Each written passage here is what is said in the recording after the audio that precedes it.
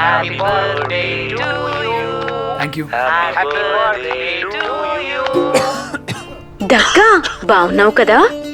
అల్లం తేనె తీసుకో. పసుపు వేసిన పాలు బ్రో. రమేష్ గారు మీ ఉద్దేశం? ఈ చిట్కాలతో ఊరట దొరుకుతుంది, చికిత్స కాదు. బెనడ్రిల్ 50 ఏళ్లుగా డాక్టర్లు విశ్వసించినది. దీని ప్రభావవంతమైన ఫార్ములా కేవలం 15 నిమిషాల నుండి ప్రభావం చూపుతుంది, ఇంకా దగ్గుని వేగంగా తొలగిస్తుంది.